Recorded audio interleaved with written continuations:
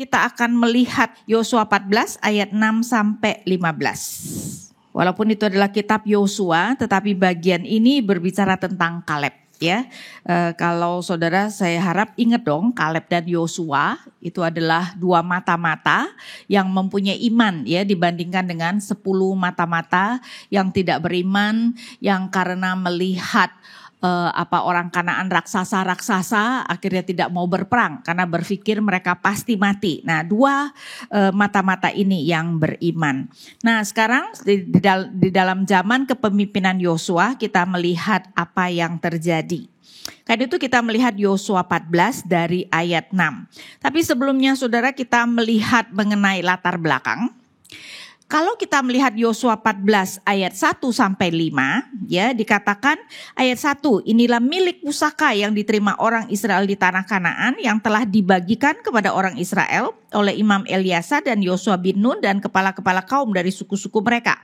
Milik pusaka mereka dibagikan melalui undi seperti diperintahkan Tuhan dengan perantaran Musa mengenai suku-suku yang 9,5 itu. Kenapa dikatakan 9,5 suku? Karena di ayat 3, sebab kepada suku-suku yang 2,5 lagi Musa telah memberikan milik pusaka di seberang sungai Yordan. Tetapi kepada orang Lewi ia tidak memberikan milik pusaka di antara mereka. Anak-anak Yusuf mempunyai 2 suku, suku Manase dan suku Efraim merupakan 2 suku, suku Manase dan suku Efraim. Kepala orang Lewi tidak diberikan bagian di negeri itu kecuali kota-kota untuk dihuni, serta tanah-tanah yang gembalaannya untuk ternak dan segala milik mereka. Seperti yang diperintahkan Tuhan kepada Musa, demikianlah diperbuat orang Israel, mereka membagi-bagi tanah itu. Jadi kenapa tinggal 9,5? Karena yang 2,5 sudah mendapatkan tanah di sebelah timur Yordan, ya. Kalau kita ingat pada zaman Musa, ya, mereka itu kan dari Mesir untuk menuju Kanaan, mereka itu ke selatan dulu kan, ke daerah Gunung Sinai. Dan sesudah itu Tuhan menyuruh mereka melewati daerah Edom, Moab dan Amon, ya, untuk kemudian bisa menyeberangi Sungai Yordan. Nah, ketika mereka di daerah Moab dan Amon, daerah itu ternyata ada yang sudah diduduki oleh Raja Sihon dan Og. Dan karena Raja Sihon dan Og tidak memperbolehkan Musa dan orang-orang yang lewat langsung menyerang, kemudian tentu saja mereka berperang dan Tuhan memberikan kemenangan kepada Musa. Nah, daerah Sihon dan Og itu akhirnya ketika 2,5 suku melihat daerah itu, mereka kemudian mengatakan, wah ini daerah yang cocok untuk kami karena mereka banyak ternak. Jadi meminta supaya mereka diberikan warisan di timur Yordan. Itu adalah suku Ruben, suku Gad dan setengah Manase. Karena itu kenapa Kanaan sekarang hanya perlu diwariskan kepada berapa suku? 12 kurang 2,5 berarti 9,5 suku, ya. Karena itu kenapa kita diberitahukan seperti ini. Tanah Kanaan sudah ditaklukkan, sekarang tiba waktunya bagi tanah Kanaan untuk dibagi kepada 9,5 suku. 2,5 suku sudah mendapat tanah di seberang sungai Yordan.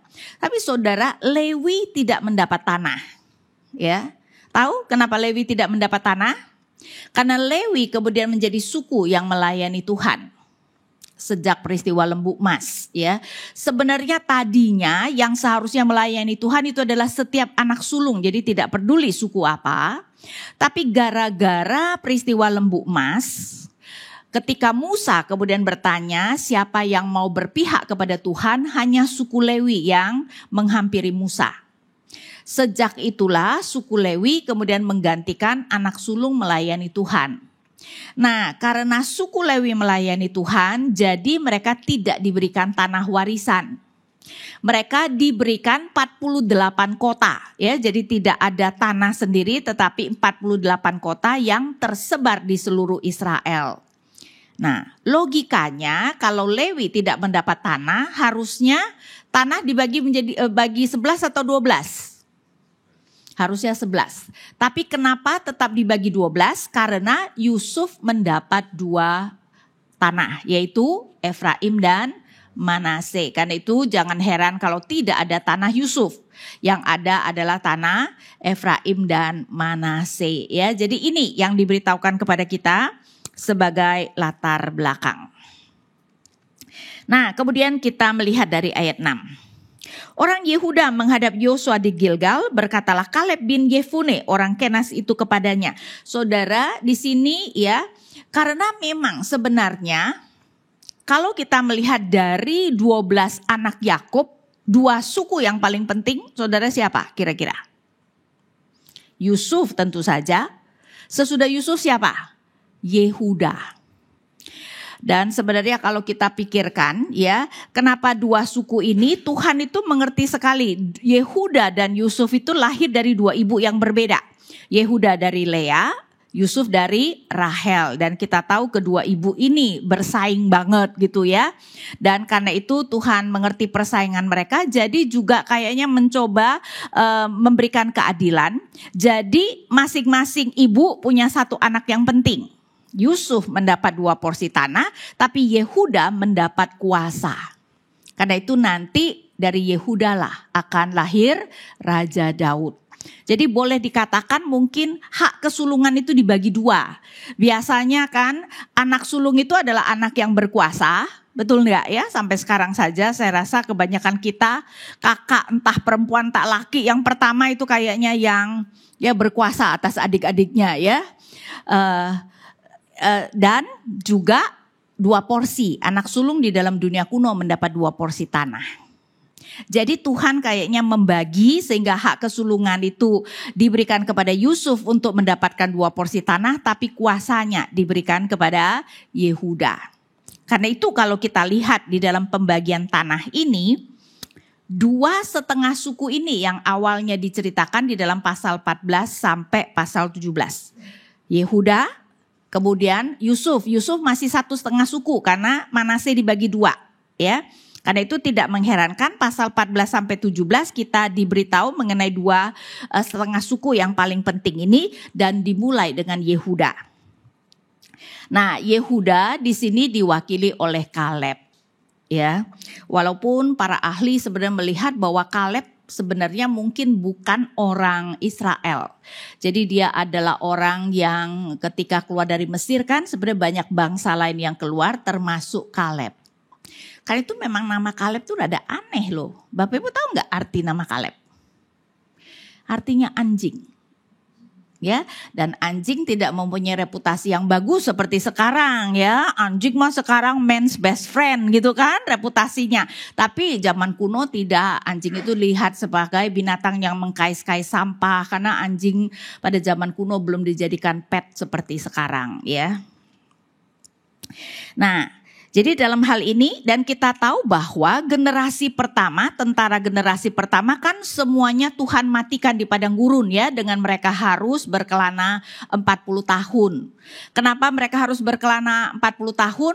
Gara-gara ketika dikirim 12 pengintai ya, 10 pengintai kan mengatakan bahwa orang-orang Kanaan raksasa kita pasti mati di tangan mereka. Cuman 2 pengintai yang beriman yaitu Kaleb dan Yosua. Karena itu Tuhan kemudian memberi hukuman semua tentara harus mati di padang gurun. Tentara generasi pertama kecuali Kaleb dan Yosua. Tapi hati-hati saudara ya, yang harus mati di padang gurun itu tentara. Dan maksud tentara adalah laki-laki 20 tahun ke atas tidak termasuk Lewi. Karena itu sebenarnya Musa dan Harun bisa masuk tanah Kanaan, tetapi gara-gara dosa mereka sendiri ya akhirnya mereka juga tidak masuk tanah Kanaan ya. Tetapi yang harus mati di padang gurun adalah tentara, karena merekalah yang tidak mau berperang. By the way, Lewi tidak berperang ya, mereka melayani Tuhan, mereka tidak berperang. Nah, dari seluruh tentara generasi pertama cuma 2 yang bisa masuk Kanaan, Kaleb dan Yosua ya, dan kita akan melihat mengenai Kaleb. Jadi sekali lagi ayat 6, orang Yehuda menghadap Yosua di Gilgal, berkatalah Kaleb bin Yefune orang Kenas itu kepadanya. Jadi Kaleb bin Yefune orang Kenas ya, para ahli mengatakan dia bukan orang Israel, tapi memang walaupun bukan orang Israel harus dimasukkan suku-suku Israel. Karena bagaimanapun Israel hanya ada 12 suku dan Kaleb dimasukkan dalam suku Yehuda. Ya, jadi tidak mengherankan di sini dia mewakili suku Yehuda. Dan dia berkata kepada Yosua, engkau tahu apa yang difirmankan Tuhan kepada Musa abdi Allah itu tentang aku dan tentang engkau di Kades Barnea. Kades Barnea itu adalah tempat juga ya ketika peristiwa 12 pengintai. Aku berumur 40 tahun ketika aku diutus Musa hamba Tuhan itu dari Kades Barnea untuk mengintai negeri ini. Aku membawa pulang kepadanya laporan yang sejujur-jujurnya.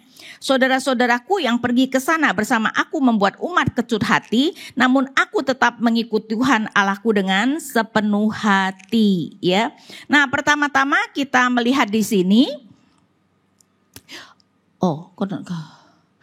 Jadi betul komitmen iman ya. Jadi apa yang Kaleb katakan adalah di ayat 7 dan 8 ini adalah Yosua dan Kaleb menentang seluruh tentara yang tidak mau berperang dalam peristiwa 12 pengintai di Bilangan 13-14. Karena saudara ketika 10 pengintai mengatakan bahwa orang-orang Kanaan adalah raksasa-raksasa, sedangkan Kaleb dan Yosua mengatakan tapi tidak apa-apa toh Tuhan yang akan berperang bagi kita. Ternyata seluruh tentara percayanya kepada 10 pengintai atau Kaleb dan Yosua? 10 pengintai ya, karena itu mereka tidak mau berperang. Dan di sini kita melihat bahwa berarti Kaleb dan Yosua menentang semua tentara. Ya, ketika mereka sebenarnya mengatakan bahwa kita harus tetap berperang. Dan ini menunjukkan komitmen yang memang berpotensi membahayakan. Dan kenyataannya ya kalau kita melihat Bilangan 14 ayat 5 sampai 10, orang-orang itu tentara-tentara itu mau merajam mereka ya, saking mereka itu begitu marah. Sehingga kita melihat Bilangan 14 ayat 5 sampai 10. Bilangan 14 ayat 5 sampai 10. Lalu sujudlah Musa dan Harun di depan mata seluruh jemaah Israel yang berkumpul di situ. Tetapi Yosua bin Nun dan Kaleb bin Yefune yang termasuk orang-orang yang telah mengintai negeri itu mengoyak pakaiannya dan berkata kepada segenap umat Israel, negeri yang kami lalui untuk diintai itu luar biasa baiknya. Jika Tuhan berkenan kepada kita, Ia akan membawa kita masuk ke negeri itu dan memberikannya kepada kita, suatu negeri yang berlimpah-limpah susu dan madunya. Hanya saja janganlah memberontak kepada Tuhan dan janganlah takut kepada bangsa negeri itu, sebab mereka akan kita telan habis. Yang melindungi mereka sudah meninggalkan mereka, sedangkan Tuhan menyertai kita, janganlah takut kepada mereka. Ayat 10, lalu segenap umat itu mengatakan akan melontari kedua orang itu dengan batu.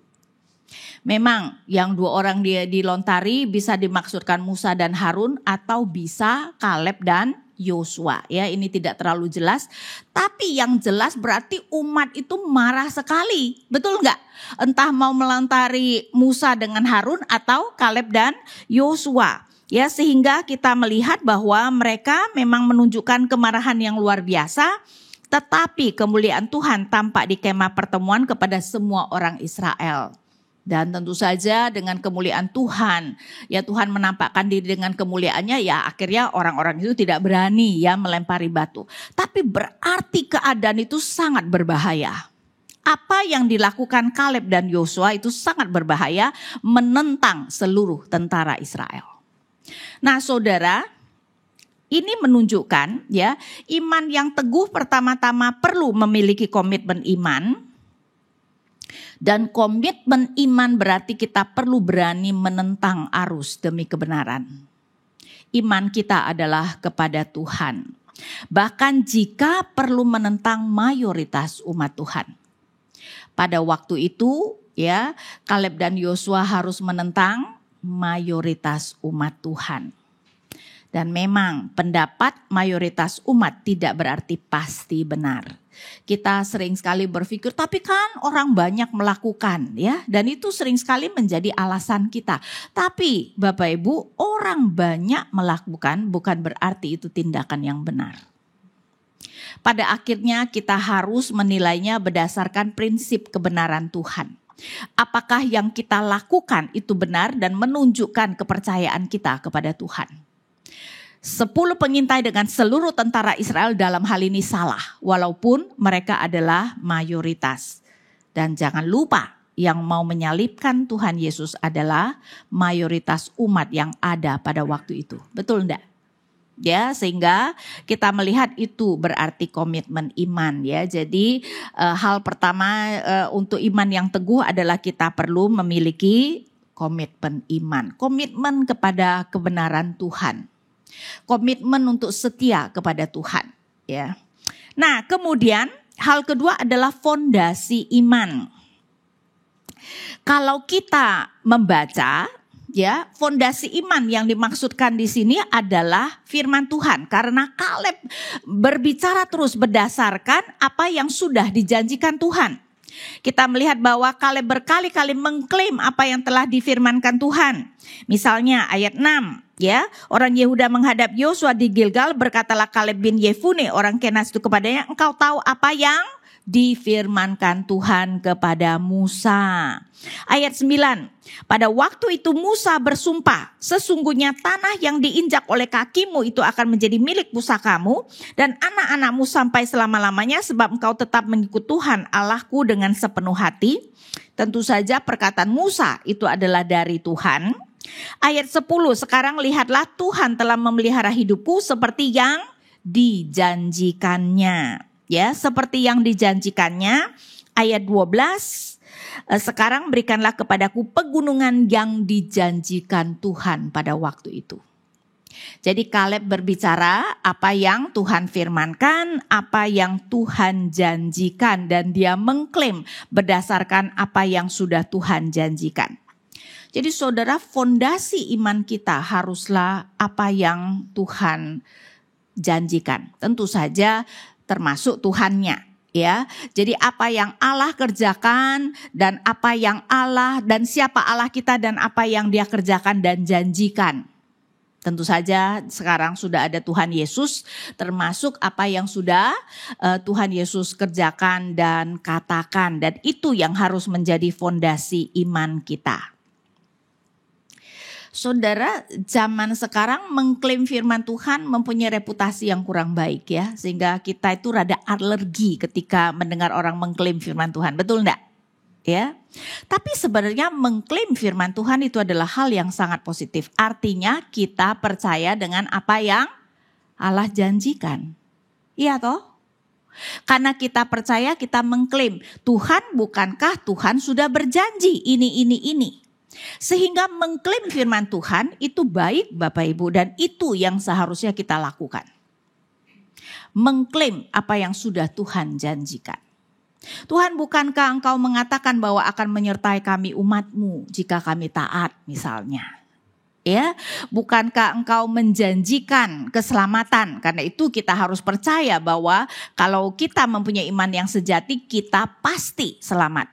Karena kita mengklaim firman Tuhan. Jadi mengklaim firman Tuhan itu adalah sesuatu yang sangat baik, menunjukkan iman kita kepada Tuhan. Cuman memang yang membuat kita alergi kenapa orang mengklaim firman Tuhan adalah karena orang sering mengklaim apa yang tidak dijanjikan Tuhan. Saya berikan contoh yang nyata ya. Kalau kita tahu peristiwa Yeriko itu kan ya, umat cuman perlu keliling sehari sekali dan pada hari ke-7 keliling 7 kali berteriak tembok Yeriko runtuh. Apa yang terjadi sekarang ya, tanpa melihat bahwa inti daripada perikop itu adalah Tuhan mau berkata, kalau kamu taat, aku yang akan bertempur bagi kamu. Jadi diberikanlah contoh yang sangat dramatis ya, Yeriko dengan temboknya yang luar biasa tebalnya itu dengan teriakan saja runtuh, dan itu mau menunjukkan Tuhan yang berperang bagi mereka secara sangat dramatis. Tapi inti pengajarannya bukan soal keliling 7 kali. Inti pengajarannya adalah kalau kamu mentaati aku yang akan berperang bagi kamu. Tapi zaman sekarang banyak orang yang berpikir asal kita keliling 7 kali, ya kita bisa mendapatkan misalnya tanah yang kita mau, betul toh? Aduh saudara, saya sih mau banget kalau itu bisa terjadi ya. Itu berarti nanti tidak ada gereja yang tidak punya tanah ya toh ya. Tinggal keliling 7 kali ya. 1 hektar pun rela lah ya. Kalau kita keliling 7 kali bisa dapet tanah gitu kan. Kan kenyataannya Tuhan tidak bekerja seperti itu. Buktinya peperangan seperti Yeriko hanya pernah terjadi 1 kali saja. Itu tidak pernah terulang. Karena memang intinya bukan soal keliling 7 kali.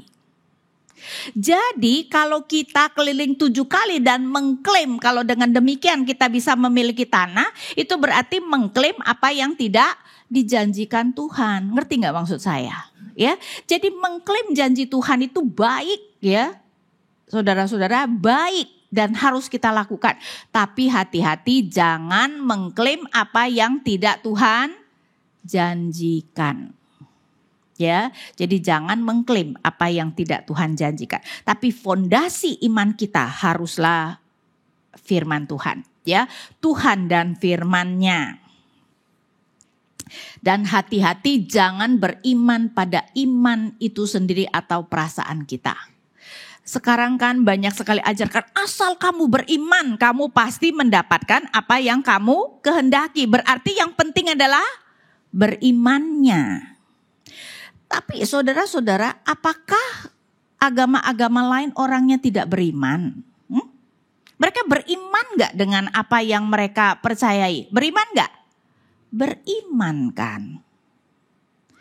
Tapi apakah mereka pasti mendapatkannya hanya karena mereka beriman? Kan tidak. Jadi kita itu tidak boleh berfokus seakan-akan yang paling penting adalah iman kita atau perasaan kita. Dan mungkin salah satu yang membuat orang salah adalah Yakobus 5 ayat 16. Terjemahan baru yang pertama, Yakobus 5 ayat 16. Doa orang benar jika dengan yakin didoakan besar kuasanya. Nah, di TB2 jika dengan yakin didoakan sudah dihilangkan. Karena memang bahasa aslinya tidak ada. Ya, jadi coba kita lihat. Ini pada pakai TB2 enggak? Kalau sekarang Suki mungkin pakai HP semua ya. HP semua saya lupa deh. HP belum ada kali ya TB2 ya. Tapi nanti juga pasti ada ya. Jadi memang pada akhirnya nanti pasti semua orang pakai TB2 sih. Jadi Yakobus 5 ayat 16 TB2, doa orang yang benar sangat besar kuasanya dan ada hasilnya. Saudara lihat gak perbedaannya? Jadi perkataan jika dengan yakin didoakan yang dulunya ada di TB telah dihilangkan karena memang tidak ada. NIV misalnya, the prayer of a righteous man is powerful and effective. Jadi ini ya TB2 sesuai dengan ini ya. Jadi jika dengan yakin didoakan, itu kan bisa menimbulkan kesalahan seakan-akan yang penting apa? Yakin apa enggak? Dan memang itu salah, bukan soal yakin apa enggak. Tetapi soal apakah kita sebenarnya berdoa sesuai dengan apa yang Allah kehendaki. Ya, kalau Allah tidak menghendaki kamu mau jungkir balik berdoa, berpuasa 40 hari 40 malam juga tidak akan Allah kabulkan. Bukan soal kita beriman. Orang tidak beriman pun Allah sering memberikan apa yang dia inginkan. Ya, kita sering mendapatkan mungkin apa yang kita tidak doakan. Jadi dalam hal ini jangan beriman pada iman itu sendiri atau pada perasaan kita. Ya, karena itu kita harus hati-hati ya. Jadi doa orang benar besar kuasanya dan ada hasilnya. Tetapi bukan soal imannya. Karena kalau kita melihat Yakobus 5 ayat 16, coba kita lihat sebentar deh. Saudara tahu nggak kelanjutan 2 ayat sesudah itu, yaitu Yakobus 5 ayat 17 dan 18. Saya pikir ya kebanyakan saudara tidak tahu. Betul enggak? Dan itu juga kesalahan kita dalam membaca Alkitab. Sering tidak melihat konteksnya. Padahal sering sekali Alkitab kemudian menjelaskan apa yang dimaksudkan. Jadi kalau baca itu jangan mengambil sesuatu out of context ya. Coba saya bacakan Yakobus 5 ayat 17 dan 18. Elia adalah manusia biasa sama seperti kita dan ia telah bersungguh-sungguh berdoa supaya hujan jangan turun. Dan hujan pun tidak turun di bumi selama 3 tahun dan 6 bulan. Lalu ia berdoa lagi dan langit menurunkan hujan dan bumi pun mengeluarkan buahnya. Jadi di sini doa orang benar besar kuasanya, contoh yang diberikan adalah Elia. Dan memang Yakobus mengatakan hebat banget tuh Elia. 3,5 tahun tidak hujan dan setelah itu dia berdoa dan hujan pun turun. Doa orang benar besar kuasanya ya. Doa Elia bisa membuat 3,5 tahun tidak hujan di Israel dan setelah itu hujan. Tapi kalau kita tahu ceritanya, maka terutama Elia itu berdoa Tuhan menurunkan hujan setelah apa? Coba kita lihat 1 Raja-Raja 18. Saudara nanti ada tanya jawab ya. Jadi kalau ada pertanyaan bisa disimpan dulu ya, nanti kita akan melihatnya. 1 Raja-Raja 18. Lama sesudah itu datanglah firman Tuhan kepada Elia dalam tahun yang ketiga. Pergilah perlihatkanlah dirimu kepada Ahab sebab aku hendak memberi hujan ke atas muka bumi. Jadi Tuhan yang pertama-tama mengatakan kepada Elia bahwa dia akan menurunkan hujan. Sesudah itu memang ada cerita Elia berhadapan dengan 450 Nabi Baal. Kenapa? Karena pada waktu itu Ahab sudah membawa Israel secara sah menyembah Baal dan Asyera. Baal dan Asyera adalah dewa-dewa hujan. Dewa-dewa kesuburan, maksud saya Allah-Allah kesuburan. Kalau Baal tidak dikalahkan, orang Israel akan berpikir siapa yang menurunkan hujan? Baal. Karena itu Baal harus dikalahkan, ngerti ya? Karena itu kita diberikan kisah yang sangat terkenal, Elia berhadapan dengan 450 Nabi Baal. Ya setelah Nabi-Nabi Baal kalah dan disembelih, baru kemudian Elia berdoa. Karena itu Elia baru berdoa setelah ayat 42. Ya, jadi 1 Raja-Raja 18 setelah ayat 42, lalu Ahab pergi untuk makan dan minum. Sedangkan Elia naik ke Gunung Karmel, lalu ia membungkuk ke tanah dengan mukanya di antara kedua lututnya. Yaitu adalah cara dia berdoa. Setelah itu ia berkata kepada hambanya, naiklah lihatlah ke laut. Hambanya itu pun naik dan melihat lalu berkata, tidak ada apa-apa. Kata Elia, pergilah sekali lagi. 7 kali Elia berkata demikian. Jadi serius ya doanya sampai 7 kali. Dan tentu saja kita tahu ayat 45, dalam sekejap mata langit menjadi gelap oleh awan dan badai lalu turunlah hujan lebat. Tapi saudara, Elia berdoa sebelum atau sesudah Tuhan mengatakan akan menurunkan hujan? Sesudah. Jadi kenapa doa orang benar besar kuasanya? Karena orang benar berdoa sesuai dengan kehendak Tuhan. Bukan seakan-akan kalau kita orang benar tadinya Tuhan tidak mau memberi, tapi karena kita orang benar berdoa akhirnya Tuhan mengubah kehendaknya. Bukan seperti itu. Doa orang benar besar kuasanya karena orang benar berdoa sesuai dengan kehendak Tuhan. Jadi bukan soal iman kita yang penting, tapi kehendak Tuhan yang penting. Ya, jadi dalam hal ini jangan beriman pada iman kita sendiri. Ya, lagi pula kita melihat objek iman merupakan bagian yang paling penting dari iman. Objek iman kita, Bapak Ibu sekalian, dan lebih penting dari iman itu sendiri. Seperti saya katakan bahwa agama, orang-orang beragama lain pun beriman. Tetapi selamat apa enggak? Mereka selamat apa enggak? Tidak. Bukan karena mereka kurang beriman, tetapi karena objek iman mereka salah. Mengerti enggak Bapak Ibu? Ya, karena objek iman mereka bukan Kristus. Jadi bukan iman kita yang paling penting. Memang kita harus beriman, tapi yang menyelamatkan kita bukan iman kita, tetapi kepada siapa kita beriman. Karena itu ya, kita melihat bahwa objek iman merupakan bagian yang paling penting dari iman dan lebih penting dari iman itu sendiri. Bukan, sekali lagi, bukan berkata bahwa kita tidak perlu beriman. Tetapi yang lebih penting adalah kepada siapa kita beriman. Karena itu kita beriman kepada apa yang Allah nyatakan melalui firman-Nya. Kita diselamatkan melalui iman tapi oleh Kristus, bukan oleh iman itu sendiri. Yang menyelamatkan kita adalah Tuhan Yesus, bukan iman kita. Walaupun melalui iman, ya, karena kita percaya kepada Yesus melalui iman. Karena itu kita diselamatkan melalui iman tapi oleh Kristus seperti yang dinyatakan oleh Allah. Jadi bukan oleh iman itu sendiri. Jadi saudara hati-hati ya. Jangan ya menggantungkan diri kepada iman kita. Kita bergantung kepada Tuhan, kita bergantung kepada Allah, ya, bukan kepada iman kita.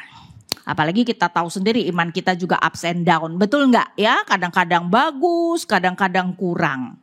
Ya bayangkan kalau kita bergantung kepada iman kita, tidak dapat dipercaya Bapak Ibu sekalian. Ya, nah. Kemudian hal berikutnya adalah perspektif iman. Saya bacakan ayat 10, sekarang lihatlah Tuhan telah memelihara hidupku seperti yang dijanjikannya. Kini 45 tahun sudah berlalu sejak Tuhan berfirman kepada Musa. Dan selama itu orang Israel mengembara di padang gurun. Sekarang lihatlah aku telah berumur 85 tahun hari ini. Namun hari ini pun aku masih kuat seperti pada waktu aku diutus Musa. Kekuatanku sekarang sama seperti kekuatanku dulu untuk perang dan kegiatan lainnya. Jadi apa yang dimaksudkan dengan perspektif iman? Kaleb melihat bahwa Tuhan telah memelihara dia selama 45 tahun. Dan karenanya percaya Tuhan akan terus memelihara dia. Nah itu yang perlu yang menjadi perspektif iman kita. Karena kita sudah melihat pemeliharaan Allah kita sampai saat ini. Maka kita percaya bahwa Allah akan terus memelihara kita. Ya, jadi itu yang dimaksudkan. Dan berarti perlu ada pengalaman-pengalaman bersama Tuhan. Walaupun sebenarnya pikir-pikir saudara ya, 45 tahun Kaleb bersama Tuhan menyenangkan gak sih kira-kira? Ha? 45 tahun itu 40 tahun di padang gurun. Dan kebanyakan karena Tuhan murka dengan umatnya, ya karena itu kan Tuhan mengatakan mereka harus berkelana di padang gurun sampai tentara generasi pertama mati. Dan 5 tahun berarti bersama Yosua yaitu perang dan perang. 45 tahun yang mudah atau sulit? 45 tahun yang sulit. Tapi bukankah ketika kita berada di dalam kesulitan kita lebih bisa melihat pemeliharaan Tuhan? Karena kalau kita tidak berada di dalam kesulitan, kita kurang peka terhadap pemeliharaan Tuhan. Karena menganggap kita tidak butuh. Ya, karena itu tidak mengherankan bahwa Kaleb bisa merasakan. Dan memang kalau kita ingat selama 40 tahun di padang gurun, setiap hari mana turun, tentu saja kecuali hari Sabat. Ya. Dan digambarkan juga baju mereka tidak rusak dan kasut mereka tidak rusak selama 40 tahun. Saudara, kasut zaman dulu mah gak kayak sepatu kita ya. Kayaknya cuman jerami kering yang dirajut begitu kali ya. Yang kalau kita pakai sekarang sebulan rusak kali saudara ya. Apalagi berjalan di padang gurun tuh. 40 tahun Tuhan pelihara. Ya, sehingga pemeliharaan Tuhan itu begitu nyata. Tapi saudara, untuk bisa merasakan seperti apa yang Kaleb rasakan, maka kita perlu ada pengalaman-pengalaman bersama Tuhan. Sebenarnya saya sangat percaya Tuhan itu kan tidak hanya memelihara umat yang dicatat di dalam perjanjian lama dan baru. Tuhan selalu menyertai dan memelihara umatnya. Karena itu saya percaya tanpa harus mendengar Bapak Ibu bercerita kepada saya bahwa pasti ada hal-hal, pengalaman-pengalaman bagaimana Tuhan sebenarnya menyertai Bapak Ibu Saudara sekalian. Tapi masalahnya dengan kita tidak melihat itu sebagai pemeliharaan Tuhan. Kita sering melihat, oh kebetulan ya, kita butuh sesuatu, kebetulan ketemu teman yang kemudian dapat menolong kita. Tuhan bukan temanku kok yang nolong aku. Dan kita tidak melihat bahwa itu adalah pemeliharaan Tuhan. Bapak Ibu, apa yang kita pikir kebetulan, itu semua adalah pemeliharaan Tuhan. Cuman saking terselubungnya terlihat seperti kebetulan. Karena Allah kalau dia bisa melakukan dengan cara yang normal, biasanya tidak melakukan dengan cara yang melawan hukum alam. Jadi Allah itu lebih suka memelihara kita dengan cara yang normal. Contoh dalam Alkitab. Saudara tahu nggak Alkitab memakai kata kebetulan? Ada yang tahu nggak? Di mana Alkitab memakai kata kebetulan?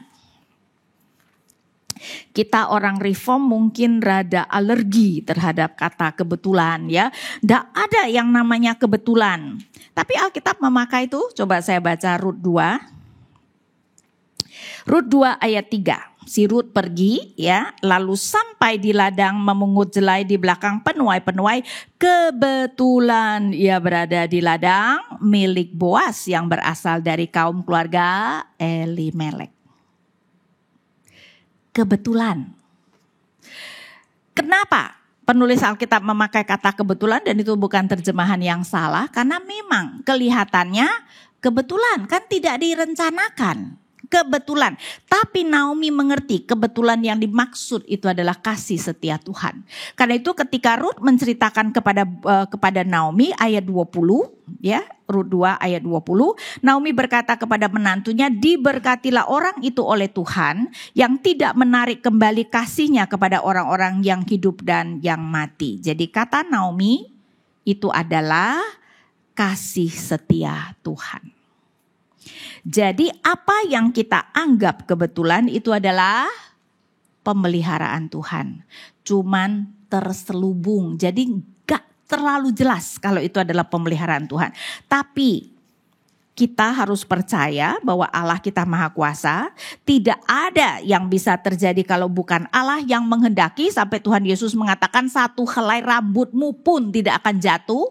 Ya, kecuali Allah yang menghendaki, berarti apapun yang terjadi itu bukan kebetulan tapi adalah pemeliharaan Tuhan. Cuman ya kita sering memakai kata kebetulan karena memang kalau nggak boleh pakai kata kebetulan rada sulit ngomong ya, Bapak Ibu. Ya enggak, itu gimana dong? Kan kita biasa, oh aku lagi cari barang, kebetulan ketemu kamu, ayo dong temenin aku. Ya enggak? Ya, jadi itu kan adalah biasa, hal yang biasa kita pakai. Dan itu tidak salah karena penulis Alkitab juga memakainya. Tapi kita perlu mengingat bahwa ya semuanya itu adalah karena pemeliharaan Tuhan. Nah, Bapak Ibu, kalau kita mengerti seperti itu, maka sesungguhnya Allah berkarya enggak dalam hidup kita? Pemeliharaan Allah nyata tidak dalam hidup kita. Karena itu marilah kita itu lebih peka bagaimana Allah memelihara hidup kita. Karena itu kemudian yang bisa meneguhkan iman kita ya, bahwa Allah yang sudah memelihara kita selama puluhan tahun ini adalah Allah yang akan terus memelihara kita sampai nanti kita berjumpa dengan Dia. Ya, dan itu yang merupakan perspektif iman yang dimiliki oleh Kaleb. Ya, Allah sudah 45 tahun memelihara aku.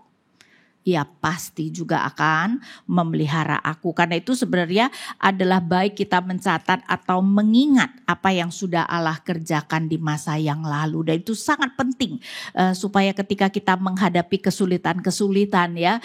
Ketika kita mulai ragu apakah Allah peduli, apakah Allah akan terus memelihara kita kemudian dikuatkan ya. Karena Allah sudah memelihara kita sejauh ini. Dan Dia pasti akan terus memelihara kita nantinya. Nah, contoh misalnya Alkitab. Daud percaya ia dapat mengalahkan Goliat karena apa? Karena ia telah sering mengalami pertolongan Tuhan. Daud berkata, Tuhan yang telah melepaskan aku dari cakar singa dan cakar beruang akan melepaskan aku dari tangan orang Filistin itu.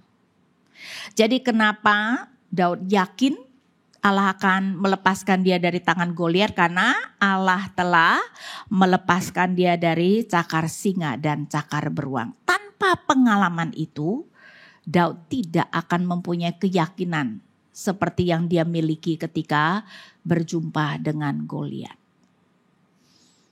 Nah, itu sama dengan kita, iman itu tidak timbul dari tidak ada apa-apa, Bapak Ibu. Betul ya, awalnya adalah harus Roh Kudus yang menghidupkan kerohanian kita, supaya rohani kita hidup dan kita bisa beriman. Tapi sesudah itu iman itu adalah, Alkitab berkata firman, iman timbul dari pendengaran dan pendengaran akan firman Kristus. Berarti iman itu tumbuhnya bertahap. Bukan hari ini kita masih begitu-begitu, besok 10 kali lipat iman kita. Tidak seperti itu. Iman itu tumbuh bertahap, dan terutama ketika kita bisa melihat diri kita, ya, mengalami pemeliharaan Tuhan, dan akhirnya itu menimbulkan iman kita atau peningkatan dalam iman kita. Kan itu adalah sangat penting, kita itu bisa melihat bagaimana Tuhan menyertai kita. Sekali lagi, masalahnya bukan Tuhan tidak menyertai, tapi kita tidak melihatnya. Jadi Bapak Ibu, kita yang harus mengasah kepekaan kita. Ngerti enggak? Pasti Tuhan itu selalu memelihara. Masalahnya kita tidak melihat itu adalah pemeliharaan Tuhan. Kita melihat biasa-biasa saja. Kita melihat itu sebagai hal yang kebetulan. Tapi menurut saya ya, semakin hal itu kecil, semakin seharusnya kita terharu. Kita itu maunya Tuhan melakukan ya tindakan-tindakan yang wah. Tetapi kan tindakan yang wah itu ya seumur hidup ya mungkin cuma berapa kali toh. Tapi kan keseharian kita, bukankah itu merupakan hal yang lebih penting ya? Dan menurut saya ya, kalau sampai Tuhan itu berkarya dalam hal yang kecil, bukankah seharusnya membuat kita lebih terharu? Kok Tuhan mau ya memperhatikan bahkan hal yang kecil? Bagi saya ya, saya itu sekarang kan juga sudah mulai menua dan sadar lah ya, suka lupa-lupa. Jadi untuk setiap pelayanan Bapak Ibu saya itu pakai alarm sekarang ya. Mau kemana pelayanan itu saya pakai alarm just in case ya, jangan sampai saya itu lupa. Tapi kadang-kadang lupa. Ya, kadang-kadang lupa, maksudnya lupa kasih alarm. Dan suatu waktu pernah loh, saya itu benar-benar kemudian baru sadar, hari ini ada pelayan toh, cepat-cepat lihat agenda. Kan saya nyatet di agenda, ternyata betul tapi saya itu lupa, coba bayangkan ya. Itu jarang terjadi tapi pernah, dan baru-baru ini saya tuh sudah ingat ya, hari Kamis jam 2 saya ada pelayan di satu gereja, sampai saya tuh sudah kirim PowerPoint dan sebagainya, jadi sudah ingat. Tapi pada hari itu lupa. Karena nggak biasa pelayanan Kamis jam 2, biasa kan saya ngajar. Cuman kan ini sekarang masa liburan, karena itu saya bisa. Tapi lupa ya, walaupun berapa hari yang lalu masih ingat karena itu sudah kerjain, sudah kekirim PowerPoint, hari itu lupa. Jadi tenang-tenang tuh ya, berpikir saya mau ke warung buncit, mau seperti biasa. Tahu-tahu pagi cek WA, Bu nanti bisa nggak datang pagian kita berdoa? Oh iya ya, ada pelayanan. Coba kalau ndak ada WA itu, saya kagak datang tuh. Tapi saya melihat itu adalah Tuhan yang mengingatkan. Dan ngerti nggak Bapak Ibu? Itu hal kecil, bukannya tahu-tahu ada awan di langit. Ina hari ini ada pelayanan. Ya kalau itu kaget tuh ya, waduh mujizat Tuhan. Hal yang biasa ya, bahwa pengurus kemudian me-WA saya. Cuma kan biasanya bukan hari yang sama. Tapi bagi saya, saya sangat bersyukur Bapak Ibu. Ketika hal-hal yang sekecil itu juga Tuhan peduli. tidakkah berarti Tuhan menuntun kehidupan kita sehari-hari termasuk hal-hal yang biasa. Jadi jangan menunggu sampai ada wah begitu ya baru puji Tuhan, pemeliharaan Tuhan. Ayolah mari lihat di dalam kehidupan sehari-hari kita. Tuhan memelihara. Mungkin orang lain tidak melihat itu adalah hal yang luar biasa. Tetapi bagi saya, Tuhan peduli dengan apa yang saya kerjakan sehari-hari, itu benar-benar mengharukan saya. Saya berikan lagi contoh, Elia. Saudara, Elia adalah orang yang pertama ya, yang meminta Tuhan menghidupkan orang mati. Dia berada di rumah janda Sarfat. Mungkin sudah 1,5 tahun, karena kan gara-gara Elia mengatakan kepada Ahab tidak akan turun hujan, Tuhan cepat-cepat menyuruh dia menyembunyikan diri di sungai Kerit, dan kemudian ketika sungai Kerit itu sudah airnya habis, suruh pergi ke janda Sarfat ya. Dan memang selama 3,5 tahun itu kan memang mujizat tiap hari ya. Di sungai Kerit kan Gagak datang memberi dia roti dan daging setiap pagi dan petang. Padahal Gagak itu pemakan daging enggak Bapak Ibu? Normalnya Gagak dapat daging ya dimakan dong, betul enggak ya? Tetapi ini dibawa kepada Elia, dan kalau saudara ingat janda Sarfat kan, dia tinggal ada minyak sedikit dan roti sedikit untuk makanan terakhir bagi dia dan anaknya. Tetapi Elia menyuruh membuat untuk dia dulu, dan nanti tepung dan minyak itu tidak akan habis. Tapi kan kemudian anak janda Sarfat itu mati. Dan Elia bingung karena Tuhan tidak mengatakan kalau akan mematikan anak itu dan apa yang harus dia lakukan. Jadi dia membawa anak itu naik ke atas dan dia berdoa supaya Tuhan menghidupkan anak itu. Tapi saudara pernah berpikir gak, kok bisa Elia meminta Tuhan menghidupkan orang mati? Musa tidak pernah melakukan. Sebelum Elia tidak ada nabi siapapun yang pernah meminta Tuhan menghidupkan orang mati. Kok Elia bisa punya iman seperti itu? Nah, saya pikir tanpa dia sadari selama 3,5 tahun ya, dia melihat mujizat Tuhan. Walaupun saya pikir awalnya ya ketika Gagak bawa makanan dia nunggu tuh, wah sore ini betul gak ya bakal datang besok. Tapi sesudah 1,5 tahun masih terkagum-kagum gak Bapak Ibu? Ya udah enggak, paling Gagak ya oke deh taruh di sana ya. Sudah tidak terkagum-kagum. Tetapi walaupun seperti itu, tanpa dia sadari imannya terhadap Tuhan itu bertumbuh dengan luar biasa.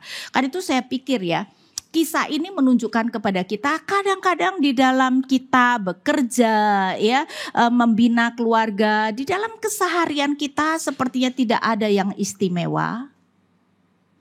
Tetapi kalau kita percaya bahwa Tuhan yang terus memelihara itu akan menumbuhkan iman kita. Melihat kesetiaan Tuhan di dalam keseharian Bapak Ibu itu menumbuhkan iman. Dan saya pikir itulah yang membuat Elia kemudian mulai berpikir Allah yang hidup ya, karena julukan Allah Israel adalah Allah yang hidup, dan itu yang dipakai Daud ketika berhadapan dengan Goliat. Dan itu berarti mau membedakan Allah mereka yang hidup dibandingkan dengan Allah-Allah bangsa lain yang mati, karena nama kata Allah Elohim itu juga dipakai untuk Allah bangsa lain. Dan Elia saya rasa akhirnya berpikir Allah yang hidup ya artinya Allah yang memberi kehidupan toh. Dan itu yang kemudian membuat dia bisa meminta Tuhan menghidupkan anak yang sudah mati itu. Itu adalah catatan pertama dalam Alkitab, Tuhan menghidupkan seorang yang sudah mati.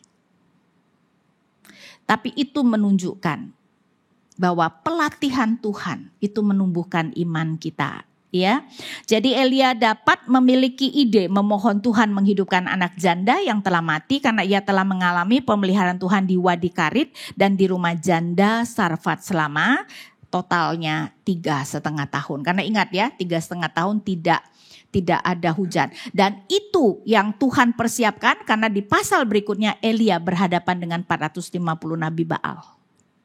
Jadi untuk supaya Elia mempunyai iman yang begitu luar biasa, bisa berhadapan dengan 405 nabi Baal, Tuhan melatih dia selama 3,5 tahun. Jadi jangan berpikir bahwa nabi-nabi itu tahu-tahu overnight begitu imannya jadi hebat. Tidak. Sama seperti kita, Tuhan yang melatih iman mereka.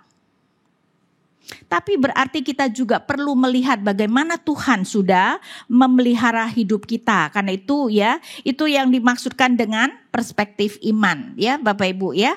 Melihat bagaimana Tuhan sudah memelihara kita dan itu yang akan membuat kita yakin akan pemeliharaan Tuhan selanjutnya. Nah, pemeliharaan Tuhan terhadap Kaleb selama 45 tahun merupakan pemeliharaan di waktu-waktu yang sulit, 40 tahun berkelana di padang gurun, 5 tahun peperangan di Kanaan. Tapi seperti tadi saya katakan, di masa-masa sulit itulah kita semakin dapat melihat pemeliharaan Tuhan. Ya, karena itu sebenarnya di dalam masa sulit ini kita seharusnya ya lebih mengantisipasi apa sih yang akan Tuhan kerjakan, bagaimana imanku nanti bertumbuh. Karena kenyataannya Bapak Ibu, iman kita tidak bertumbuh ketika keadaan baik-baik saja. Iman kita bertumbuh ketika keadaan sulit.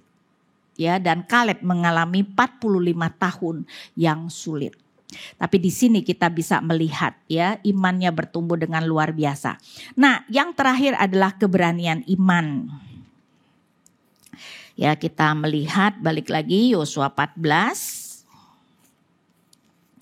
ayat 12. Sekarang berikanlah kepadaku pegunungan yang dijanjikan Tuhan pada waktu itu. Engkau sendiri mendengar pada waktu itu bahwa di sana ada orang enak dengan kota-kota besar yang berbenteng. Kaleb meminta daerah yang ada orang enak dan orang enak terkenal dengan raksasa-raksasanya.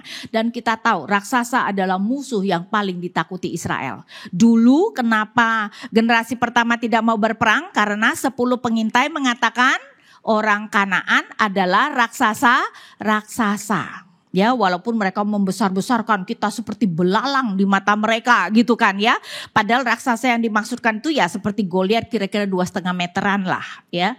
Tapi tentu saja mengerikan ya bertempur dengan orang 2,5 meter.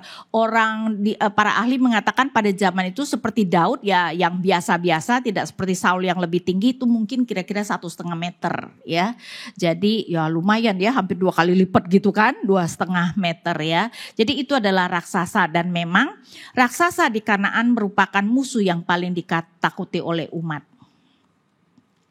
Dan memang kabar buruk tentang raksasa di Enak yang disampaikan 10 pengintai yang membuat tentara generasi pertama tidak mau berperang.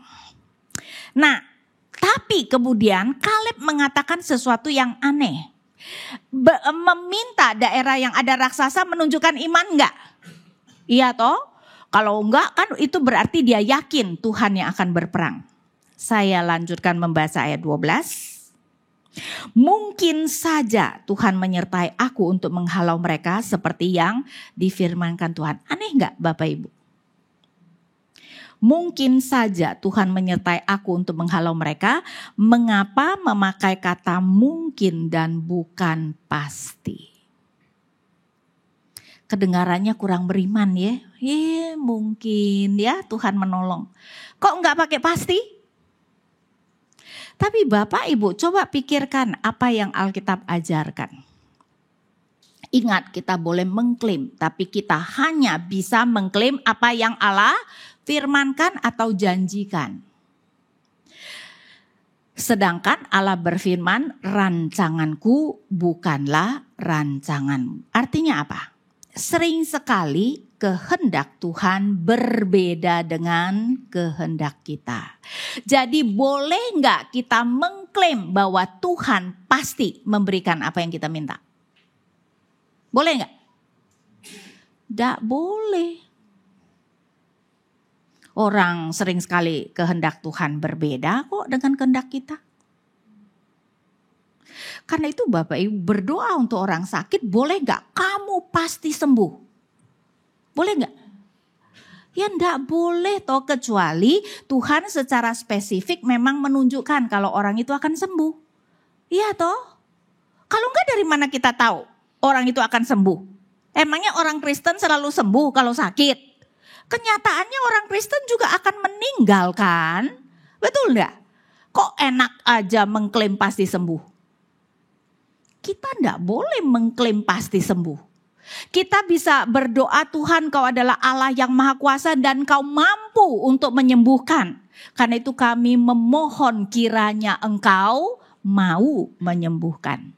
Tuhan pasti mampu, tapi soal mau atau enggak mau, itu urusan lain Bapak Ibu. Mampu dan mau adalah dua hal yang berbeda. Iya toh? Tuhan mampu pasti. Mau belum tentu, karena kalau sudah waktunya untuk pulang, ya tidak akan sembuh kan. Jadi kita tidak boleh mengatakan pasti. Karena itu orang-orang percaya dalam Alkitab memakai kata mungkin. Saya berikan contohnya. Ya, kata mungkin yang dipakai Kaleb menunjukkan kerendahan hati untuk mengerti Allah mungkin mempunyai rencana yang berbeda. Saya pikir dia ya 90%-an lah yakin ya, karena kan Allah sudah berjanji akan memberikan mereka tanah. Tapi apakah tanah ini kan kagak tahu. Karena itu dia memakai kata mungkin. Jadi harusnya memang cukup punya keyakinan bahwa Allah akan menolong dia untuk menang. Tetapi tahu bahwa bisa saja rencana Tuhan itu berbeda, ya tidak berani memakai kata pasti. Nah, saya berikan contoh. Ya, jadi ini juga menunjukkan kerendahan hati untuk mengerti kita tidak boleh mendikte Allah. Dan 1 Samuel 14 ayat 6. Yonatan anak Saul memang sangat beriman ya, berbeda dengan ayahnya. Dan suatu waktu ketika Saul dengan tentara yang cuma 600 itu sudah ketakutan dikepung oleh orang Filistin. Yonatan berkata begitu dengan bujang pembawa senjatanya. Jadi cuma berdua nih. Dia berkata 1 Samuel 14 ayat 6. Yonatan berkata kepada hamba pembawa senjatanya, mari kita melintas ke pasukan jaga orang yang tak bersunat itu. Mungkin Tuhan akan bertindak untuk kita. Sebab bagi Tuhan tidak sukar untuk menolong entah dengan banyak orang, entah dengan sedikit orang. Bagian dia mengatakan sebab bagi Tuhan tidak sukar untuk menolong entah dengan banyak orang, entah dengan sedikit orang, menunjukkan imannya. Karena itu dia berani berdua saja merangkak, saudara. Merangkak menaiki bukit di mana orang Filistin sudah menunggu. Saudara, dari kacamata manusia tidak mungkin menang. Iya toh? Berdua merangkak, musuh menunggu di atas. Kecuali musuh kagak tahu ketika kamu naik. Tetapi di sini nanti kita melihat bahwa mereka berdua merangkak, musuh sudah menunggu. Dari perspektif manusia tidak mungkin menang. Jadi kalau berani, kenapa? Yakin Tuhan yang berperang untuk dia. Tapi sama seperti Kaleb, dia mengerti Tuhan mampu. Tapi kan kita yang tidak tahu rencana Tuhan. Karena itu dia memakai kata mungkin. Cuman dia tidak mau mati konyol, jadi dia mengatakan akan minta tanda. Dan tandanya nanti coba ketika kita naik merangkak, sengaja memperlihatkan diri kepada musuh dan lihat musuh ngomong apa. Kalau musuh berkata naik, berarti Tuhan suruh kita naik. Musuh berkata jangan naik, berarti kita jangan naik. Ya enggak mau mati konyol juga ya, karena kan memang dari perspektif manusia tidak mungkin menang. Musuh nyuruh naik, mereka naik dan mereka menang. Tapi Bapak Ibu, Yonatan juga memakai kata mungkin. Karena kita tidak boleh mendikte Tuhan, dan jelas Tuhan berkata rancanganku bukan rancanganmu. Jadi kita itu kalau bukan secara spesifik Tuhan memberitahu, Bapak Ibu kita tidak boleh memakai kata pasti. Oh pasti Tuhan akan menyelamatkan kamu. Buktinya banyak orang Kristen mati martir. Iya toh? Buktinya kamu menginjili kemungkinan gak di penjara? Kemungkinan. Jadi kita tidak boleh pakai oh pasti Tuhan akan melindungi kok. Bapak Ibu kita tidak tahu rencana Tuhan. Tuhan melindungi bisa enggak? Pasti bisa. Soal itu rencana Tuhan atau tidak, nah itu yang masalah. Kita tidak tahu. Dan karena itu kita tidak boleh memakai kata mungkin. Nah, contoh yang lain lagi, ketiga teman Daniel ketika mau campakkan ke tungku api, ya. Coba kita lihat. Daniel 3 dari ayat 16. Sadrak, Mesak dan Abednego menjawab Raja Nebukadnezar, tidak ada gunanya kami memberi jawab kepada Tuanku dalam hal ini. 17. Jika Allah kami yang kami puja sanggup melepaskan kami, Ia akan melepaskan kami dari perapian yang menyala-nyala itu dan dari dalam tanganmu ya Raja. Tapi ayat 17 ini kalau kita membaca bahasa Indonesianya kok rada-rada secara teologi itu kurang pas ya. Jika Allah kami sanggup, Ia akan melepaskan kami, tersirat jika Dia tidak sanggup, ya apa boleh buatlah, gitu kan?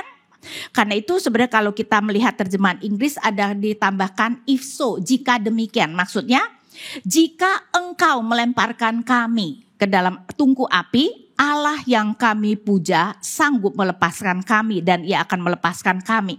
Tapi ayat 18, tetapi seandainya tidak, hendaklah Tuanku mengetahui ya Raja bahwa kami tidak akan memuja dewa Tuanku dan tidak akan menyembah patung emas yang Tuanku dirikan itu.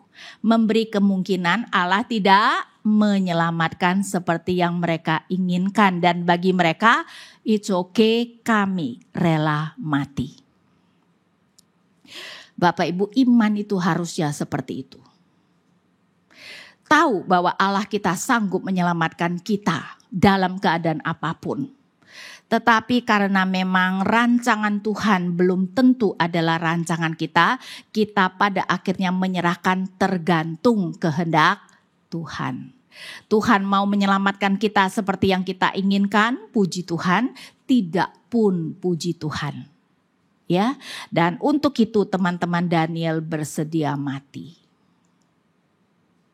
Dan saya rasa itu adalah iman yang sejati, ya. Bersedia menerima apapun yang Tuhan kehendaki bagi mereka. Ya, jadi dalam hal ini kita melihat orang-orang beriman memakai kata mungkin. Jadi hati-hati di dalam memakai kata pasti ya Bapak Ibu. Kecuali Tuhan yang sudah secara khusus memberitahu kita, kita tidak seharusnya memakai kata pasti. Tuhan dapat menyelamatkan. Tapi pasti menyelamatkan seperti yang kita kehendaki, kita tidak tahu. Ya, jadi dalam hal ini dan kita melihat itulah yang kita sebut keberanian iman. Keberanian untuk menerima resiko kalau ternyata Tuhan tidak melakukan seperti yang kita kehendaki. Jadi keberanian iman Kaleb terlihat dengan ia meminta tanah yang ada raksasanya, padahal ada kemungkinan Tuhan tidak menyerahkan mereka seperti yang ia kehendaki. Tapi saya pikir ya dia berpikir ya 90%-an lah ya Tuhan akan menyelamatkan, kalau enggak kali dia tidak akan memilih tanah yang ada raksasanya ya. Tetapi tetap memberikan kemungkinan kalau ternyata Tuhan berkehendak berbeda. Nah, keindahan pemeliharaan Allah, Bapak Ibu, ya 9,5 suku ini, ya karena 2,5 suku sudah di seberang tanah Kanaan. Dalam pembagian tanah untuk 9,5 suku dimulai dengan Kaleb dan diakhiri dengan Yosua. Sehingga kalau kita lari sedikit, Yosua 19 ayat 49 sampai 51.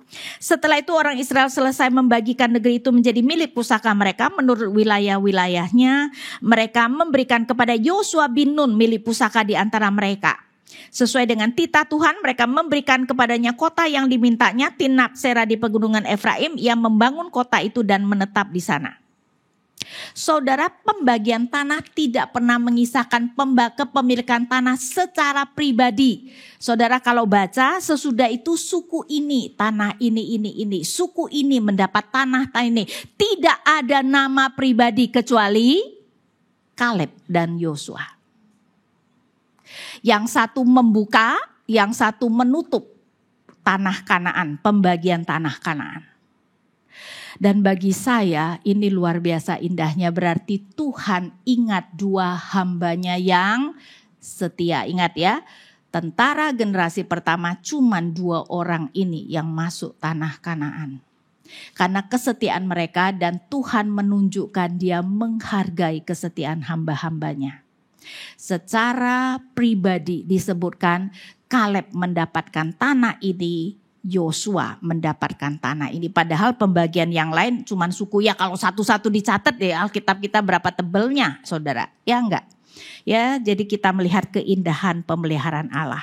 Saudara, saya itu kalau kita membaca Alkitab secara mendetil ya, Tuhan itu memelihara kita secara sangat indah dan sangat konkret.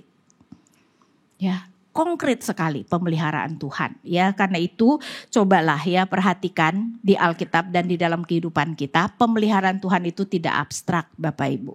Pemeliharaan Tuhan itu konkret karena Tuhan mengerti kita perlu sesuatu yang konkret.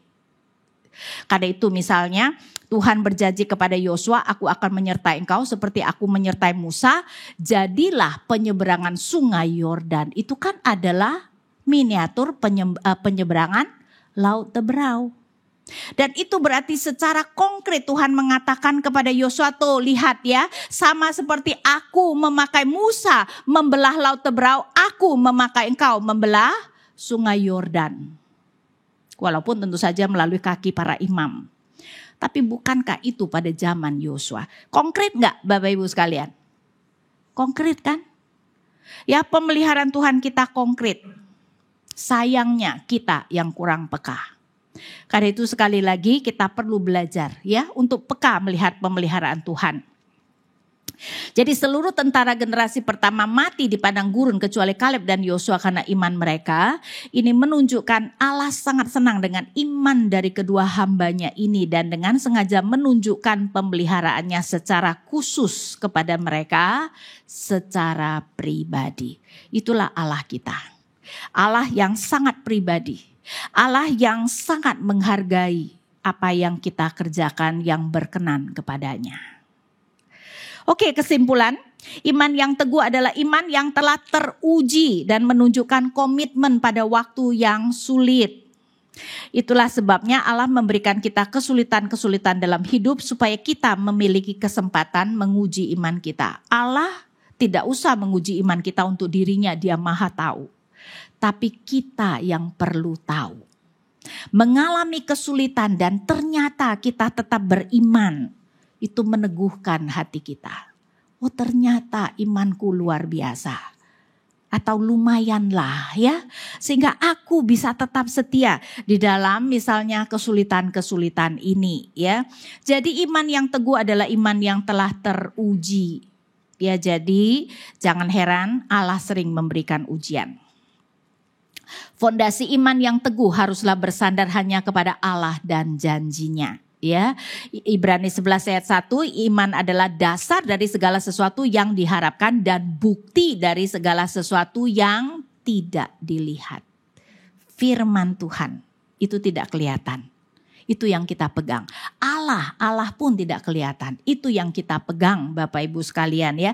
Jangan berdasarkan apa yang kelihatan, tetapi berdasarkan apa yang tidak kelihatan. Nah, berdasarkan pengalaman-pengalaman di masa lalu dengan Tuhan, kita dapat yakin akan pertolongan Tuhan di masa depan. Seperti saya katakan, kita pasti mengalami banyak pertolongan Tuhan, tapi kita perlu melatih diri melihat pertolongannya. Jadi biasakan Bapak Ibu ya, apapun yang terjadi, oh Allah di balik semua itu. Untuk hal-hal yang positif kita bersyukur, untuk hal-hal yang negatif, hal-hal yang buruk kita percaya ada rencana Allah yang indah di balik itu. Dan karena itu kita tetap bersyukur. Lihat bahwa segala sesuatu yang terjadi itu terjadi dalam pemeliharaan dan kehendaknya. Dia Maha Kuasa. Ya, kalau sudah begitu, saya harap kita mempunyai perspektif yang lebih baik bahkan ketika hal-hal yang buruk terjadi. Ya, jadi tapi kita perlu melatih diri kita melihat pertolongannya. Dengan demikian kita baru dapat memiliki pengalaman penyertaan Tuhan yang indah ya. Kalau kita tidak menganggap, tidak melihat itu adalah pemeliharaan Tuhan, ya pasti kemudian tidak melihat pertolongan Tuhan kan. Karena itu setiap hal ya Bapak Ibu, setiap hal lihat ada Allah di balik itu. Dan saya percaya itu adalah kunci kita bertumbuh di dalam iman kita. Ketika kita melihat betapa terlibatnya Tuhan di dalam kehidupan kita. Kita harus memiliki keberanian untuk terus bertindak dalam iman dan kerendahan hati untuk menerima setiap keputusan Allah. Bertindak dalam iman selalu ada resiko karena kita tidak tahu persis apa yang Allah lakukan ya. Bisa saja kita nginjilin tahu-tahu di penjara. Ya toh ada resikonya. Tapi kita harus percaya kalaupun di penjara itu termasuk di dalam pemeliharaan Tuhan. Bukan sesuatu yang mengagetkan. Ya, jadi kita harus melihat bahwa itu juga termasuk di dalam pemeliharaan Tuhan. Ya, dan kita perlu bersedia menerima resikonya jika Allah tidak menolong kita seperti yang kita inginkan. Saya pikir ya kebanyak orang akhirnya meninggalkan Tuhan karena apa? Karena mereka kemudian kecewa ketika Tuhan tidak memberikan apa yang mereka inginkan. Dan berpikir Allah yang baik adalah Allah yang memberikan apa yang mereka inginkan. Tapi itu bukan Allah kita. Allah kita berkata, rancanganku bukan rancanganmu. Jadi kita harus bersedia menerima ketika apa yang Allah inginkan itu berbeda dengan apa yang kita rencanakan. Dia adalah Allah, kita adalah hambanya. Malam Bu, tadi dengan contoh-contoh yang Ibu berikan, mungkin ada satu kisah yang tentang Abraham ya, yang waktu mau mempersembahkan Ishak, dia bilang kepada bujangnya, nanti Tuhan yang akan sediakan. Dia tidak, sepertinya dia yakin gitu Pak. Bu, beda. Gimana Bu? Kadang-kadang beda tipis antara keyakinan dan kebohongan kali ya. Nggak tahu tuh dia yakin, mungkin dia yakin. Kalau Ibrani mengatakan sepertinya dia yakin ya. Jadi walaupun kita tidak mengerti, tapi tahu nggak saudara kenapa Abraham berani mempersembahkan kepada Ishak? Kalau dulu kita ingat dulu kenapa dia berbohong bahwa Sarah adalah adiknya. Kenapa? Takut apa? Takut dibunuh. Ya. Nah, biasanya orang tua lebih takut mereka mati atau anaknya mati? Lebih takut anaknya mati dong ya. Orang tua yang baik lah ya. Saya rasa rela mati demi anaknya. Sekarang mempersembahkan Ishak dia berani. Dulu tentang dirinya sendiri kagak berani. Dan itu menunjukkan iman Abraham ya di dalam ups and down-nya, kemudian imannya sudah bertumbuh. Ibrani memberikan kita penjelasan kenapa dia berani. Ya, coba kita lihat Ibrani 11. Ibrani 11 dari ayat 17, karena iman tatkala dicobai Abraham mempersembahkan Ishak. Ia yang telah menerima janji itu rela mempersembahkan anaknya yang tunggal, walaupun kepadanya telah dikatakan keturunan yang berasal dari Ishak lah yang akan disebut keturunanmu. Ia berpikir bahwa Allah berkuasa membangkitkan orang-orang sekalipun dari antara orang mati, dan dari sana ia seakan-akan telah menerimanya kembali. Jadi saya pikir gak apa-apa dia bunuh Ishak. Ya, Abraham berpikir gak apa-apa aku bunuh Ishak, nanti Ishak akan hidup lagi. Kan itu dia benar-benar mau menyembelih Ishak toh, ya. Bukannya pura-pura nunggu Tuhan mencegah gitu kan. Jadi kelihatannya dia itu ternyata karena dia percaya Allahnya mampu menghidupkan orang yang sudah mati. Walaupun realitanya Allah benar-benar pernah menghidupkan orang mati baru pada zaman Elia. Ya, tetapi imannya sudah bertumbuh dengan begitu luar biasa. Jadi kalau menurut saya itu karena dia beriman. Makanya dia berkata kepada bujangnya, kami akan kembali. Kalau tadi kan katakan bahwa kita harus sesuai dengan kehendak Tuhan, apa yang kita minta semuanya. Nah itu di mana yang saya ingin tanyakan, di mana apakah kita tidak boleh punya kehendak? Di mana letak free will kita gitu? Apakah kita boleh menyatakan bahwa kita, jadi kalau semuanya sudah ditentukan nama Tuhan, kehendak Tuhan, jadi kita tidak boleh meminta, kita tidak boleh ada kehendak. Gitu. Enggak dong. Pertama-tama kita tidak tahu apa yang menjadi kehendak Tuhan di dalam hal-hal yang itu. Jadi kita tidak tahu. Boleh enggak kita minta? Tentu saja boleh. ya. Kita boleh minta, tetapi kita tidak boleh memaksa Tuhan. Sehingga kita boleh meminta, tapi kalau ternyata permintaan kita tidak sesuai dengan kehendak kita, ya kita yang harus tunduk pada Tuhan dong, bukan Tuhan yang kemudian harus tunduk dan mengikuti kita kan.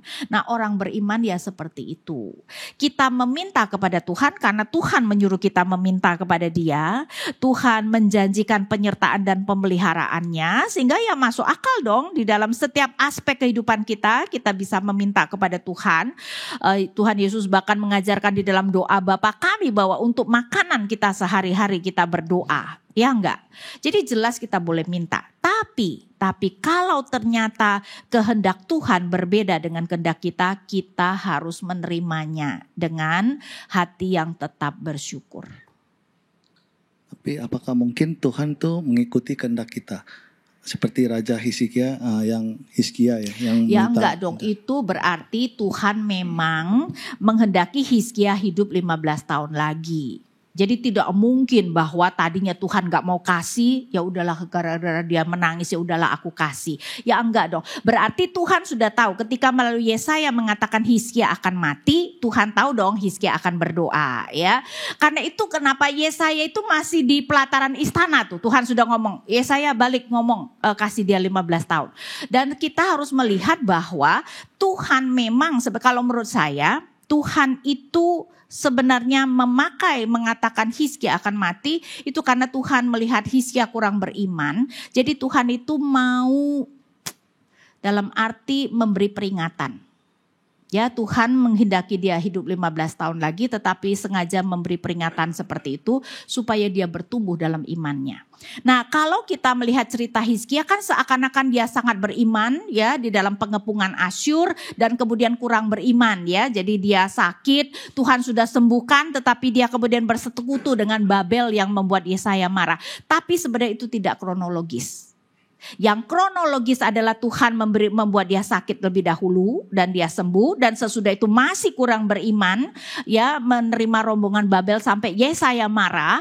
Baru sesudah itu Asyur mengepung dan pada saat itu dia menunjukkan iman yang sangat luar biasa. Dari mana kita tahu itu tidak kronologis selain ya para ahli sudah mengetahui waktu Merodak Balak datang dan juga pengepungan Asyur. Tapi juga ketika Tuhan menjanjikan kesembuhan, Tuhan juga berbicara tentang akan melepaskan Yerusalem dari tangan Asyur. Coba kita lihat 2 Raja-Raja 20 harusnya. Ya, 2 Raja-Raja 18-19 yang menunjukkan dia sangat beriman. Ya, dan 2 Raja-Raja 20 adalah Hizkia sakit dan disembuhkan. Saya bacakan satu ayat. Ayat 6. 20 ayat 6. Aku akan memperpanjang hidupmu 15 tahun lagi. Tapi bukan itu saja. Aku akan melepaskan engkau dan kota ini dari tangan Raja Asyur. Dan memagari kota itu demi aku dan demi Daud hambaku. Itu berbicara tentang pengepungan Asyur yang kemudian diceritakan di dalam pasal 18 dan 19. Buktinya di dalam pasal 19 ya, Tuhan berkata seperti ini. Ayat 34, aku akan memagari kota ini untuk menyelamatkannya demi aku dan demi Daud hambaku. Mirip gak saudara dengan perkataan di dalam pasal 20 ayat 6? Mirip toh? Berarti ketika Hizkia sakit dan Tuhan menjanjikan akan memberi 15 tahun, Tuhan sudah menjanjikan nanti akan melepaskan Yerusalem dari tangan Asyur yang kemudian terjadi pada pasal 18 dan 19. Jadi memang kita harus hati-hati. Kisah-kisah di dalam Alkitab belum tentu kronologis karena penulis lebih menekankan tema yang hendak dia tekankan dan bukan kronologis peristiwa. Jadi kenapa Hizkia bisa sangat beriman itu setelah Tuhan menyembuhkan dia dan kemudian ketika Tuhan murka kepada dia. Sesudah itu baru menunjukkan imannya yang sangat luar biasa. Dengan demikian kita bisa melihat ketika Tuhan mengatakan akan mematikan, Tuhan itu memberi peringatan karena Hizkia kurang beriman. Dan memang sebelumnya Hizkia membayar upeti kepada Asyur. Ya, catatan sejarah menunjukkan Hizkia membayar upeti kepada Asyur. Ya. Jadi dalam hal ini Tuhan memang bisa dalam arti memberi itu sebagai peringatan seperti Niniwe. Apakah berarti tangisan Niniwe yang kemudian membuat Tuhan tidak jadi melakukan? Tidak, saudara, Allah kita kehendaknya tidak mungkin berubah ketetapannya. Tetapi kadang-kadang Allah mengatakan sesuatu untuk menguji kita. Dan Allah akan berespon. Dan itu sudah ada di dalam Yeremia 18 ayat 7 sampai 10. Tapi saya bacakan 7 dan 8 saja ya, karena itu yang lebih cocok dengan Hizkia dan Niniwe. Yeremia 18 ayat 7 dan 8.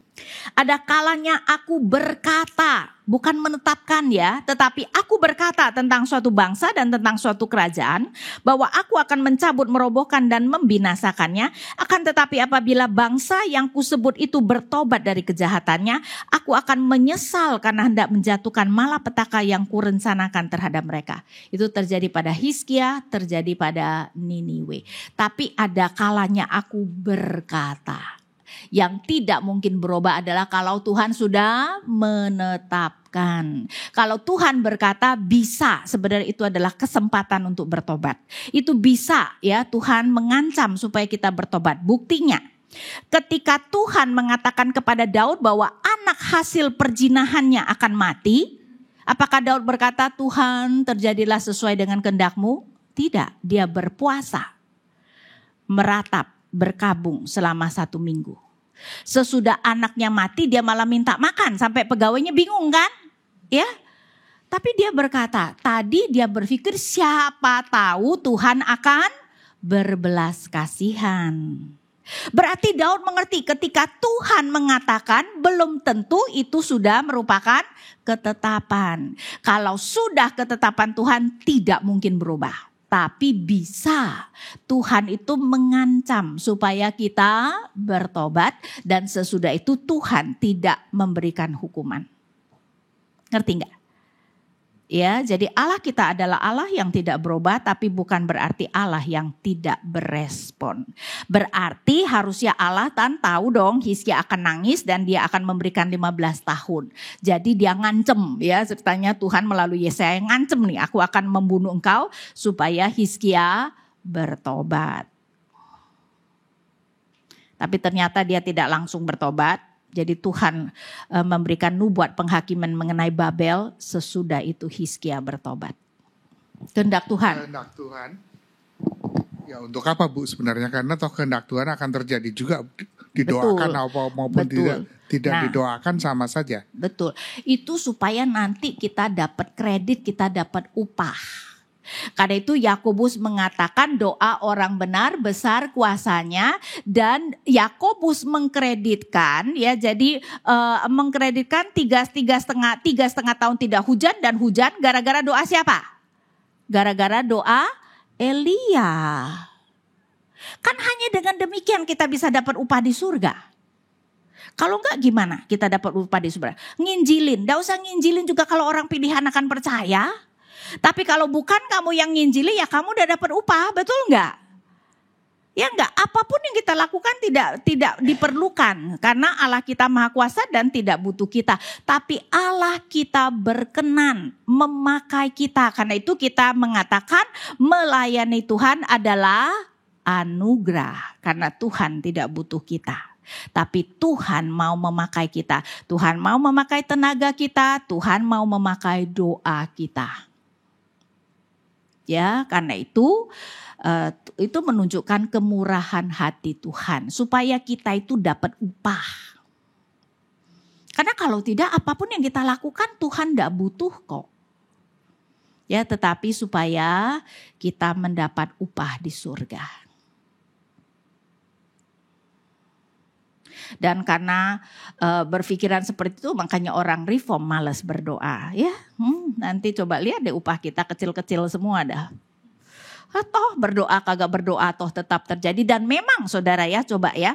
Tuhan mengatakan kepada Elia akan menurunkan hujan. Tidak berdoa juga hujan, berdoa juga hujan. Kalau kamu jadi Elia berdoa kagak. Kebanyakan kita ya ngapain berdoa. Toh hujan akan turun. Tapi Nabi Tuhan tidak seperti itu.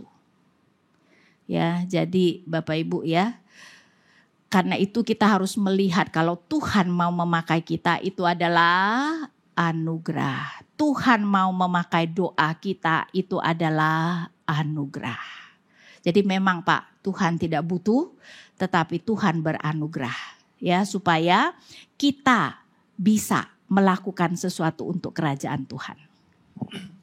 Waktu negosiasi dengan Tuhan, waktu Sodom dan Gomora itu berarti kehendak Tuhan bisa dinegosiasikan. Enggak dong, itu berarti Tuhan yang melatih Abraham untuk bernegosiasi. Karena saudara kalau kita lihat konteksnya ya, itu sebenarnya adalah salah satu perikop yang saya pikir akan saya bawakan.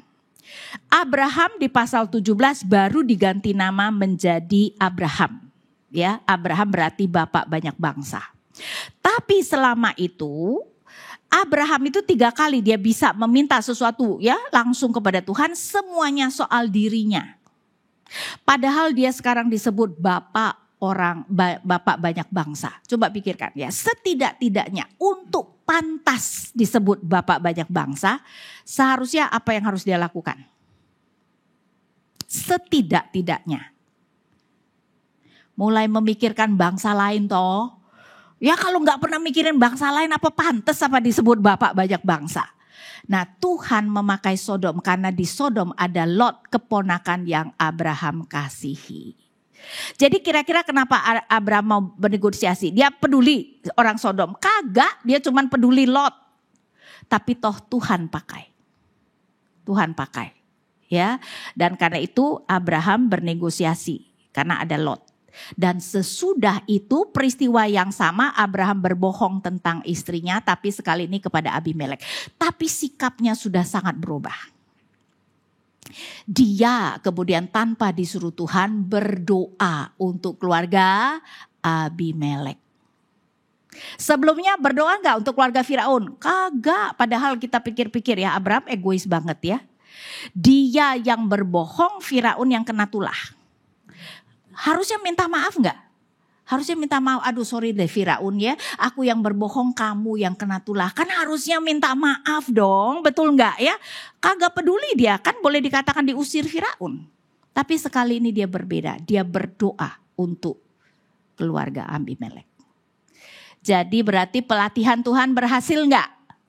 Berhasil, dia mulai pantas disebut bapak banyak bangsa. Ya, jadi memang kita kalau baca Alkitab itu kita harus pintar membaca apa yang tersirat ya. Maka kita bisa melihat begitu banyak hal yang indah sebenarnya. Dan saya tuh sering melihat bahwa Tuhan itu sebenarnya selalu melatih hamba-hambanya. Ya karena itu kenapa hamba-hambanya bisa beriman, bukan karena hamba-hambanya hebat. Tapi Tuhannya yang hebat dan sabar. Melatih sedikit demi sedikit. Dan saya rasa hal yang sama ya, kita bisa beriman karena Tuhan terus melatih diri kita. Bapa kami yang di surga, kami bersyukur bahwa Engkau melayakkan kami untuk boleh memberikan persembahan. Dan kami berdoa kiranya Engkau boleh memberkati tangan-tangan yang mengelola persembahan itu supaya boleh dipakai untuk memperluas kerajaan-Mu dan memuliakan Engkau. Kami juga berdoa Bapa kiranya ketika kami mempelajari iman Kaleb yang begitu teguh, dan komponen-komponen imannya biarlah kami juga boleh belajar untuk boleh mempunyai iman yang lebih baik lagi.